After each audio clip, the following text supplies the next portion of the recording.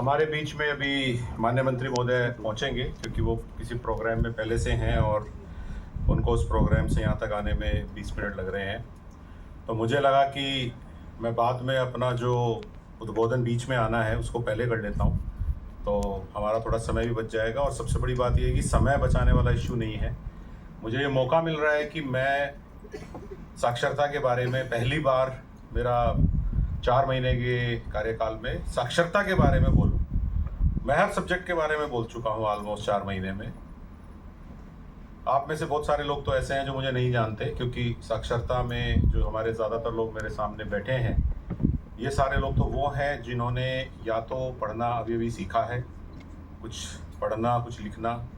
कुछ ऐसे लोग हैं जो कोशिश कर रहे हैं उनको पढ़ाने लिखाने की, और कुछ हमारे सरकारी लोग भी इसमें शामिल हैं, जैसे कि हमारे 26 जयपुर जिले से संबंध रखने वाले ब्लॉक कोऑर्डिनेटर। क्या वो हाथ खड़ा कर सकते हैं? कहाँ बैठे हैं? जी लोग। ओके, यहाँ है, यहाँ है, ओके। तो आप जो 26 लोग हैं और जो बाकी लोग हैं और जो वॉलंटरी ये काम कर रहे हैं अपनी इच्छा से, वो हमारे जो समाज को एक नई दिशा दे रहे हैं, वो लोग कौन से हैं जो आज यहाँ अलग अलग कैटेगरीज से आए हैं? जो कि आप सब लोग वो हैं जिन्होंने कि कुछ लोगों को पढ़ाया है, राइट? इस हॉल में बोलने पे कोई पाबंदी नहीं है। क्या वही लोग हैं? आप घबराइए मत, दीवारें नहीं गिरेंगी यहाँ की, अभी अभी बनी है थोड़े दिन पहले। Very good. और वो लोग कौन है जिन्होंने पढ़ना लिखना सीखा है? अब ऐसे इंग्लिश भी मत सिखा दो कि उसकी हिंदी समझ में तो लर्नर का मतलब है जिन्होंने अभी अभी पढ़ना लिखना सीखा है। किस किस को लगता है कि उनको ठीक ठाक पढ़ना लिखना आ गया है? मुझे लगा था कि इस हॉल में सारे लोग हाथ खड़ा करेंगे, मैं भी करूंगा, कि हम सबको भी पढ़ना लिखना आ गया है। ये क्वेश्चन पूछना पड़ता है बार बार खुद से कि हम भी उस कैटेगरी में रहे हैं कि नहीं रहे हैं। सही है, पूछ लेना चाहिए क्वेश्चन, क्योंकि टीचर को भी अपनी खुद की जानकारी बढ़ाते रहना चाहिए, है ना? अधिकारी को भी अपनी जानकारी बढ़ाते रहना चाहिए। तो मैं जो आपके बीच में बात बोलने आ रहा हूँ, वो मैं फॉर्मल फंक्शन में तो शायद बोलता कि नहीं बोलता, तो इसलिए वीडियो वाले को मैं ये कह सकता हूँ कि वो कष्ट मत उठाए, ठीक है कि नहीं? ये रिकॉर्ड करने लायक नहीं है जो मैं बोलूँगा। ओके, मैं आप सब लोगों से दिल की बात करूँगा, क्योंकि मैं नॉर्मली कोशिश करता हूँ कि मौका मिले तो दिल की बात ही करें, क्योंकि हो नहीं पाती। और मैं इस समय जो सोचता हूँ एजुकेशन के बारे में और इस चीज़ के बारे में, मेरा ये मानना है कि इस धरती पे जो भी इंसान आया है, किसी भी कोने में आया है, किसी भी देश में आया है, लिटरेसी उसको देना, लिटरेसी का मतलब उसको साक्षरता देना, उसको अक्षर पढ़ने सिखाना, उसको काउंटिंग सिखाना, उसको नोट गिनने सिखाना, बस पे लिखा हुआ शहर का नाम पढ़ना सिखाना, ये कोई बहुत बड़ा एहसान कोई किसी के ऊपर नहीं कर रहा। ये इस धरती पर पैदा होने वाले इंसान का एक बेसिक ह्यूमन राइट है। और ये मैं किसी किताब से पढ़ के नहीं बोल रहा हूँ, ऐसा मुझे लगता है मेरी आज तक की लाइफ के अनुभव के आधार पे, कि इस धरती पर पैदा होने वाले लोगों में इतना डिफरेंस तो खत्म किया ही जा सकता है कि भाई तेरे को कुछ समझ में नहीं आ रहा। मैं ये नहीं जानता कि जो लेडीज यहाँ बैठी हैं कि अब ये बस स्टैंड पे अगर जाती हैं तो ये बस को पहचान सकती है क्या कि ये बस कौन सी जगह जा रही है, कौन सी जगह जा रही है? इतनी साक्षरता क्रिएट हो जाती है क्या? मुझे पता नहीं, ये सवाल है मेरा केवल। इसका आंसर आप लोग कर लीजिएगा कि क्या अभी ये बस पे लिखा हुआ शहर का नाम पढ़ लेती हैं, या ये अभी भी वही खिड़की पर बैठे हुए आदमी से पूछती हैं भाई ये बस यहाँ जाएगी क्या? और बाद में हंस के कह देता है अरे नहीं नहीं ये वहां नहीं जाएगी। ये सीन आप आइडेंटिफाई करते हैं कि नहीं करते हैं? बोलिए भाई।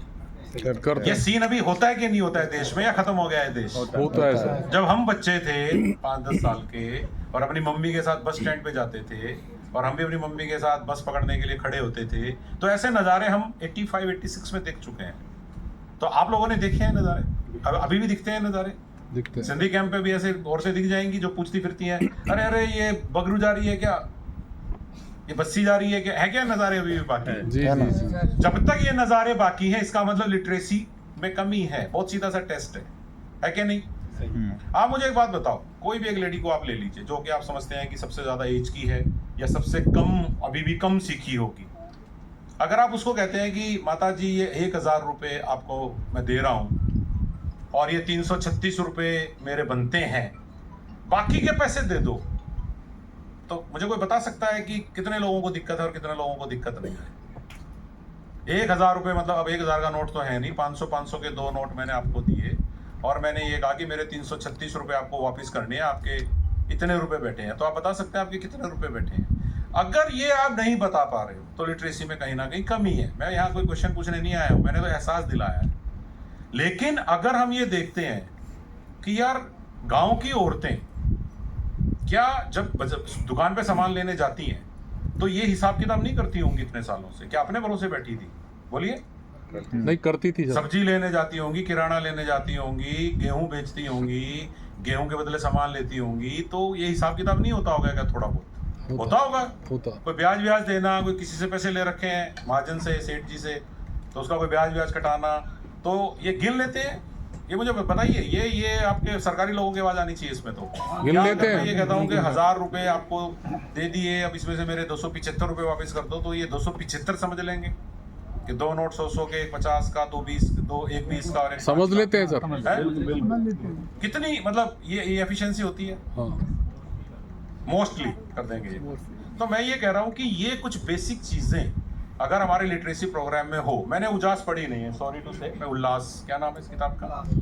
और उजास किसका? उजास ही है सर। उजास ही है सर। आपका नाम तो उजास ही है ना? जी, उजास जी। 1, उजास 2, उजास हाँ। बिल्कुल। हाँ, ये यहाँ उल्लास लिखा हुआ था, मैं कंफ्यूज हो गया। NILP को उल्लास कर दिया सर।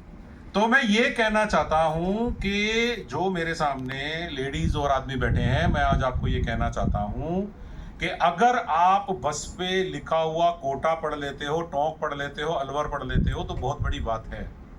और मैं एक बेसिक बात जानता हूं, जरा मेरी बात को आप ध्यान से सुनना, ये केवल आपके लिए भी